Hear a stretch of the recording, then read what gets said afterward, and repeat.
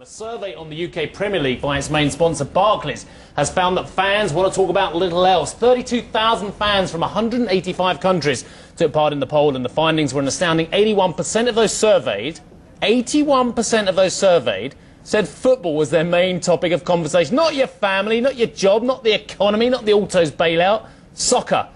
49% said that football was the most important thing in their lives, ahead of work, family and partners. But can the beautiful game survive the economic slowdown, and will fans keep paying to attend games even if they can talk of little else? Eric Baker is the chief executive of Viagogo and joins us now. And Eric, Viagogo, you're an online ticket agency. Sporting tickets is your speciality, isn't it? That's right. We work with Chelsea, Manchester United and Bayern Munich, among others, to let fans resell tickets they can't use. And the rest of the top teams like West Ham United, presumably? Sure. Thank you.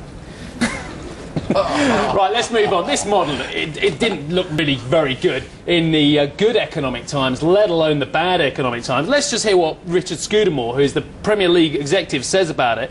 He says, basically, we're talking about levels of debt which are running at the same level as revenues. He thinks there's about 2.5 to 2.6 billion pounds of debt in the UK professional football game. The model's unsustainable, isn't it?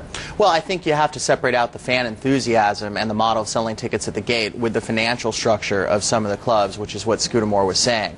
Obviously, if you've got a product that 49% of your fans think is more important than your family, a lot of businesses would like to be in that situation. So I think clearly people will love to go to the matches. Where you do have problems, though, as many businesses have, is that some clubs have taken on a lot of debt. And if you're not one of the top clubs, that level of debt may not be sustainable. Well, I'm going to disagree with you, because I think that you can't take away the fan enthusiasm with the finances, because that fan enthusiasm basically means you've got bums on seats, you're going to have sale of merchandising, and you're also going to have the all-important broadcasting rights as well. According to Deloitte, and I've been looking at their 2008 review of football finances, estimate that broadcasting revenues increased by just under 50% in 07-08, average league revenues, Premier League revenues, up by 11%. We're talking about a stunningly huge amount of money going into the sport. This is in the good times, and yet, of the 16 Premier League clubs which recorded operating profit in 05-06, only half of those are going to record an operating profit in the following season. The model is defunct, isn't it? It's actually the most ultimate socialist model, where the workers get all the cash. Well, I think a few things there. One is clearly the teams that aren't quite at the top end of the table are going to have the biggest problems, I think, in terms of dealing with this. But look, many leagues have gone through this worldwide, where if you don't have sometimes a cap on salaries or revenues, and you don't have some discipline to the business, there's no question that you'll have problems. Jeff? It's clear that all sport where there's commercial sponsorship is going to have to take a haircut in this economic slowdown. Soccer has to go down the same road. But are you an American? I tell by your accent you're not British. I thought I might have had you fooled, but I am indeed American. Right. Now, interesting things happened to American soccer when they went through a same period of finding it difficult to raise sponsorship for the game as was played. And then ultimately you ended up with a slightly different structure of match, because those commercial interests had to have a seat at the table to pay the big bucks to keep the key stars in the game.